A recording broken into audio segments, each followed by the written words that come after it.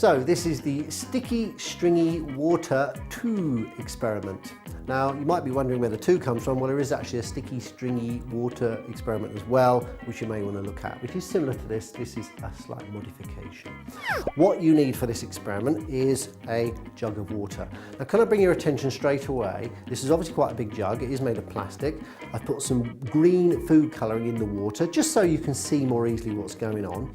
And I want you to notice the spout. This spout comes down from the edge. You're going to see in a minute why you want a jug where the spout, the exit of the spout dips down a bit from the top edge. You don't want a spout where the top of the spout is up here as well. So one that dips down. You need 3 cups. Now I'm using these plastic cups. It doesn't matter if I drop them, which is great. But I recommend plastic. And you'll see I'm using transparent ones because again, I want you to see what's happening inside. I'm using 3 laces for this. These are almost tangled up, but 3 boot laces for this experiment, and we'll talk about that in a little while. So far, that's what you need. I probably recommend having a bit of kitchen towel on hand, just in case you spill anything. And because you might spill something, it's pretty obvious a good place to do this would be in the kitchen, next to the sink or on a work table, where it won't matter if you spill a bit of water. Remember, it is just water, so there's no big deal with this one. First thing I want you to do is put the laces in the water and give them a good soaking, okay? So get them in the water and just push them in and let them get a good soak. The laces are made of a sort of fabric type material, so the water will go in and soak in like it would in a piece of cloth, okay? In fact, laces are often made of the same sort of material that cloth is made of. It's just put into a different shape effectively. Okay, so give them a good soaking and then take them out and give them a bit of a squeeze. You don't have to dry them off. In fact, I definitely don't want you to dry them off. That's the whole point of getting them wet. So, but just get the most of the rips off if you like. So, well, I tend to do it just by getting them in my hand and give them a bit of a squeeze over the jug. Okay, so get any last bits of drips out, that's fine. Okay, jolly good. Now, what are we going to do with them? Right, we need to separate them out. And I'm going to hold them in a special way in just a moment. And again, I want you to be doing this. But for this experiment, you do need one other key ingredient. You do need a friend to help you. So I've got my friend Shay. Would you like to come in and help us on this one, please? So Shay's going to help with this experiment. Now, Shay, I'm going to ask you'll see to hold these 2 cups and I'll work with this one. So this is what I want you to do with the lace or rope, whatever you want to call it. I'm going to get one of each up like this. I just want one end. Okay, get the ends lined up. Where's the last one? I hope that's the end of the other one. There it is. Wrap it a couple of times around your fingers because you don't want to let go of this. Then twist it around. Okay, twist it around. Some of you who can plait might choose to plait it, but I'm just going to twist it around because I think that will do what I want it to do. So twist it around. Now I need the ends here all separated. Up here, I'm twisting it and twisting it and twisting it because what I want to do is twist it so it comes out the end of the spout where they're all a bit twisted together. That's why I'm doing this. Okay, I want you to do the same thing too. And this is quite thick lace. Okay, now Shay, I will give that end to and that end too, and I'll hold on to the other one. And what we're going to do is I'm going to hold this up in the air and I'm going to put mine into the edge of my glass. Shay's going to hold the string into his like I got mine, and I want you to do the same. I want you to tip the jug slowly and carefully as if you're pouring the water out very slowly and see what happens.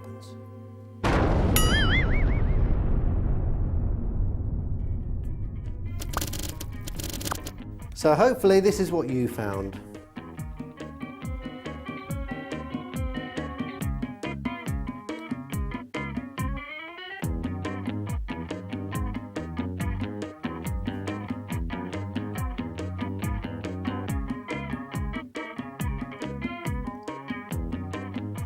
The water travelling down the 3 lines.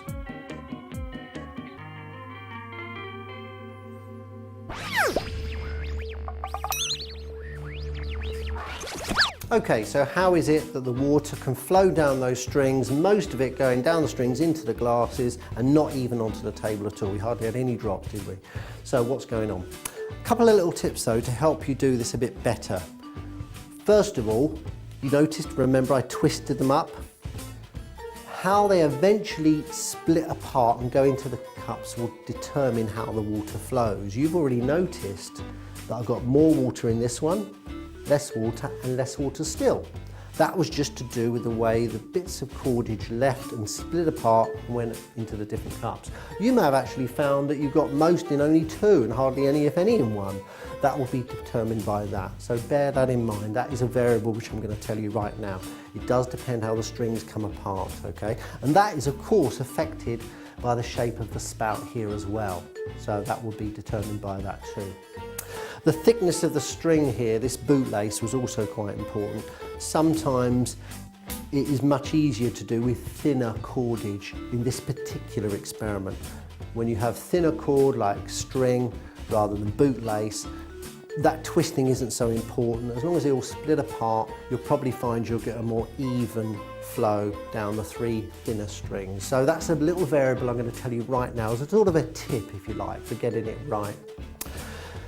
So let's think about what's going on. How come? Well, this has got to do mostly with the properties of the water itself. Now, water is wet. No surprises there. But have you ever wondered why water's wet? Well, it's not just because it's water, other things are wet too. Water's wet because it's sticky. Now, not in the way that glue feels sticky, I'd admit, but it is sticky. And so water particles, actually water molecules, stick to each other with a force that we call cohesion. Okay, so they stick together with a force called cohesion. But water can also stick to other things. Obviously, it can stick to us and it can stick to string. And when it sticks to a different material, for example, our bootlace here, it was sticking with a different force, and that force is called adhesion. Now, that might remind you of another word you might have heard of, adhesive. Glue is sometimes called adhesive. That's where that word comes from. So adhesion is when water sticks to something else. Now let's think of what we were doing. We were pouring the water down some wet laces. So water sticks to itself. As it poured down these wet laces, it was sticking to the water that was already in the lace. Remember, I soaked them earlier on, and it was sticking to them and running down them as it was sticking to them, because of course gravity is pulling them down into the cups. So it's running down by the pull of gravity into the cups. Another thing to think about is that although you couldn't really see it clearly, in a way, as that water was coating the lace as it was flowing down, it was almost like a tube of water enclosed by a layer of water on the outside. Now that layer itself would have had some particular cohesive properties to form this layer, which we call a meniscus layer, all the way around it. And that too was helping keep that tube of water, if you like, that flowing tube, from dripping too much from the string. So that's how come you can pour water down a string.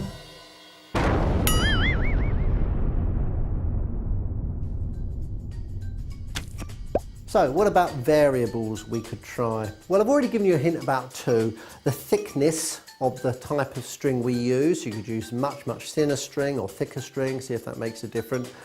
Different types of string, that might be interesting to think about. And of course you can get, for example, cotton string, which you get in different thicknesses. The same material, but you can just get thicker and thinner, worth trying, and other materials too.